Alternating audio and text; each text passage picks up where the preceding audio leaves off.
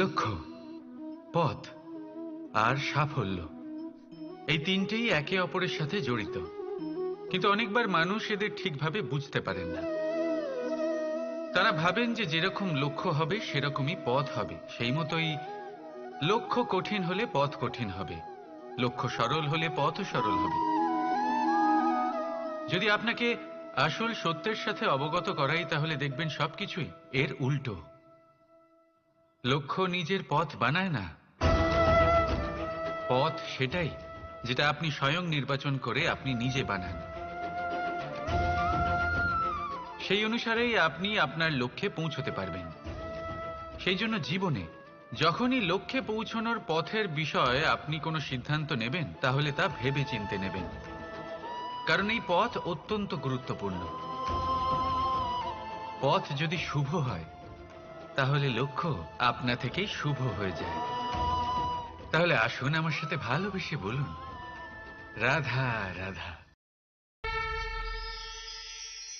আপনি কখনো ময়ূরকে নৃত্য করতে দেখেছেন?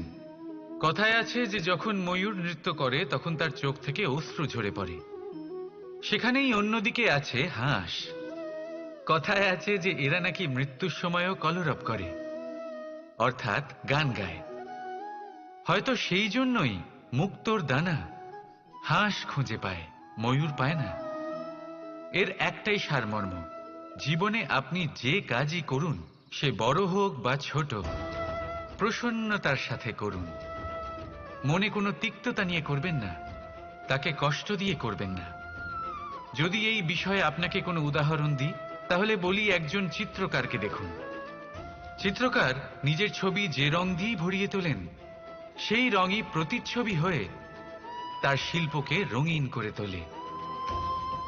তাই মনে রাখবেন, প্রসন্নতার সাথে যে কাজই করবেন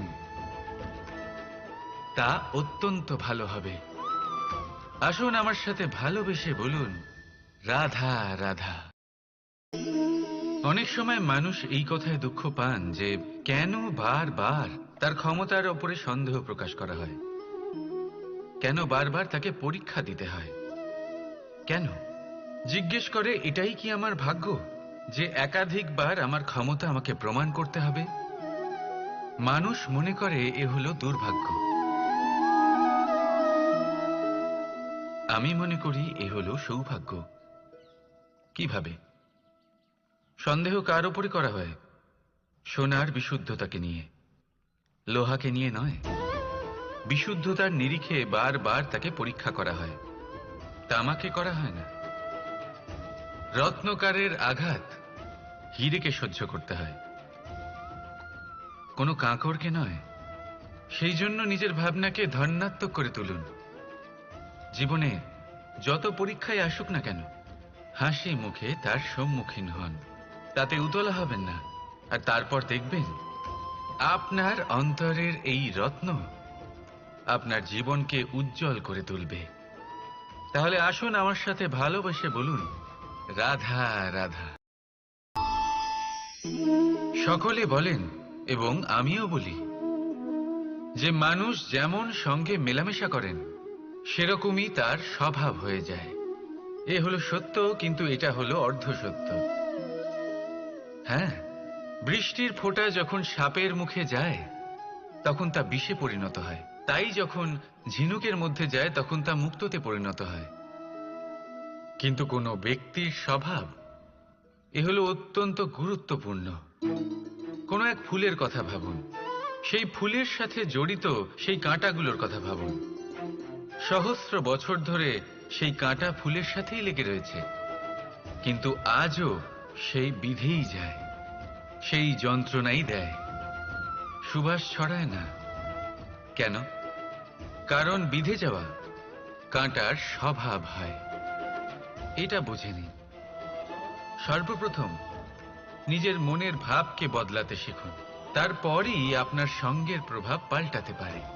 আর যদি আপনি এরকম করেন, তাহলে আপনার জগৎ প্রশান্তিতে ভরে যাবে। তাহলে আসুন আমার সাথে ভালোবেসে বলুন, রাধা রাধা। সংসারে এমন একটা ভ্রান্ত ধারণা রয়েছে যে সবকিছু ভাগ্যের দ্বারা পাওয়া যায়। কিন্তু ভাগ্য, প্রারব্ধ এ তো সকলের জন্যই সমান হয়। এটা তো ব্যক্তির উপরে নির্ভরশীল হয়, তার আকাঙ্ক্ষার উপরে নির্ভরশীল হয়, বাসনার উপরে নির্ভরশীল হয়, স্বভাবের উপরে নির্ভরশীল হয় যে উনি সেটা নিয়ে কি করেন। দেখুন, এই প্রসাদ প্রসাদ কিন্তু সকলকেই দেওয়া হয়, কিন্তু তা গ্রহণ করবেন কিভাবে সেটা ব্যক্তির উপরে নির্ভর করে। আপনাকে এক উদাহরণ দিই। যেমন ধরুন, দুজন মানুষকে আমি একটা করে মাটির ডেলা দিলাম, সেটা নিয়ে তারা কি করবেন। একজন মানুষ তার ছোট ছোট ডেলা বানাবেন আর পথযাত্রীদের ওপরে ছুঁড়ে মারবেন, হাসি ঠাট্টা করবেন, তাদের বস্ত্র নোংরা করে দেবেন, সেটাতেই উনি আনন্দ পাবেন।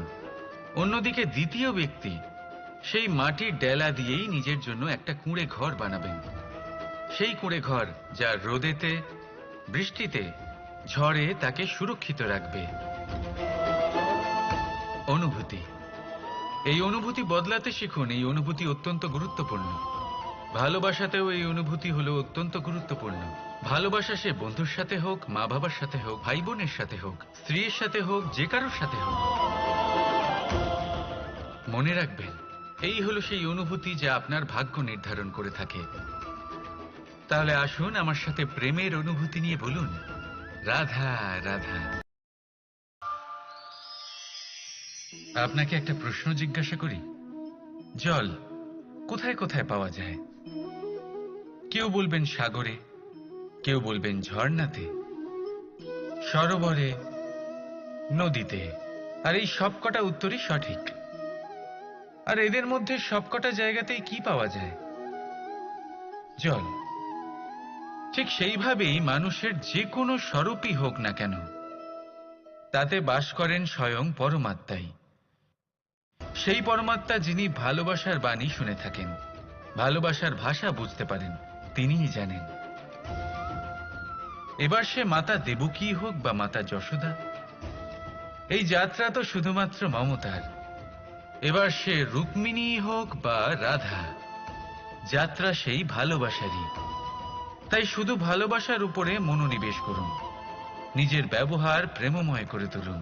আপনার প্রত্যেকটা সম্পর্ক, প্রত্যেকটা বন্ধন পবিত্র হয়ে উঠবে। তাই আসুন আর আমার সাথে ভালোবেসে বলুন, রাধা রাধা। আমরা মানুষেরা কি অদ্ভুত, তাই না? যখন ভুল আমরা করি তখন আমরা চাই আপোষ করে নিতে। এই ভুলই যদি অন্য কেউ করে তখন আমরা চাই ন্যায় হোক। কেন? একই পরিস্থিতিতে দুই রকম আচরণ কেন? দেখুন, যদি আপোষ, ন্যায়, প্রতিকার বা প্রতিঘাতের বদলে আমরা শুধু এবং শুধুমাত্র প্রেম দিয়ে ভরিয়ে তুলি, তাহলে না আমাদের আপোষ করে নেবার আশা থাকবে, না ন্যায় পাবার আকাঙ্ক্ষা। কারণ মানুষ আপোষ বা ন্যায় তখনই চান যখন কিছু নেবার থাকে। কিন্তু প্রেমে প্রেমে তো সবকিছু অর্পণ করে দেওয়া হয়।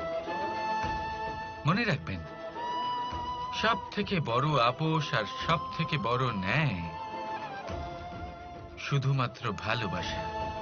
তাহলে আসুন আমার সাথে ভালোবেসে বলুন, রাধা রাধা।